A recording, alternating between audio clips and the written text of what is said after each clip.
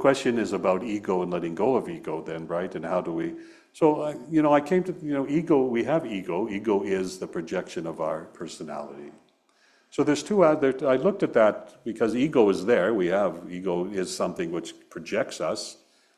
So again, it's not just this negative ego, but I came to understand there's two aspects of ego within myself.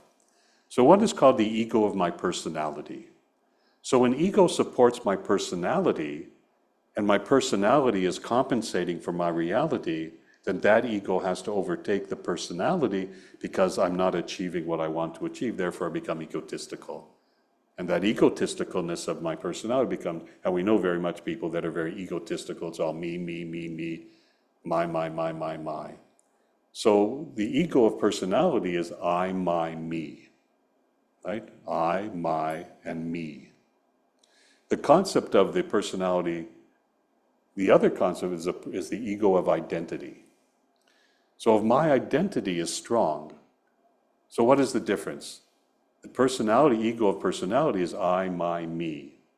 The identity of your ego is we, thou, and thee. So see the difference between I, my, me, I. A person stuck in their ego, it's going to be I want this, I get that, this is I, my, me, versus we, thou, and thee.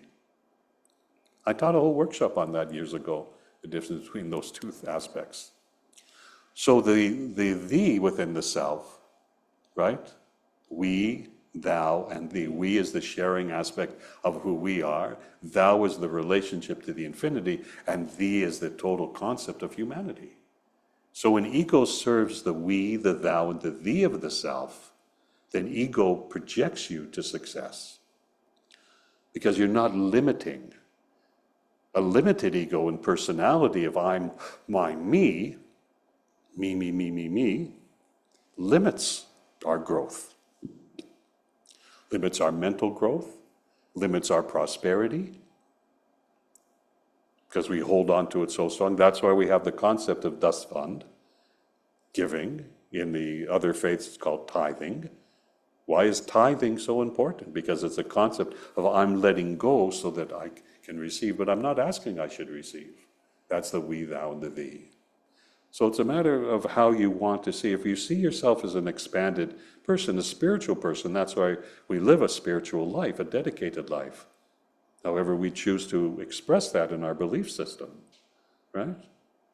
Then that gives you that humility. We talked about the attitude of gratitude and the humility to be able to receive all that is already existent for us to have. But when we get caught in the limited ego of the personality, that limited ego of personality cuts that energy from flowing to us. So how do we feel about somebody that we know that's very big in their ego? Do we like that person? Not really, right? We know they're just going to take. And what did we say before about givers and takers, right? But there are people that just want take.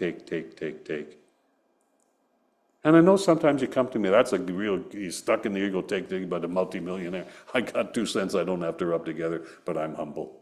When reality is you are that millionaire, you are that, because the karma will be paid. Always, always. So again, as we go deeper into our spiritual life, our spiritual understandings, our meditative consciousness, and relax into it, the more doors open for us to receive. We don't fear it. We know that it's coming. Please subscribe to our Library of Teachings Legacy Project. Our Legacy Project and your subscriptions help to give us that opportunity to compile the many, many years of teachings of videos, lectures, and classes of Harinam Singh Khalsa.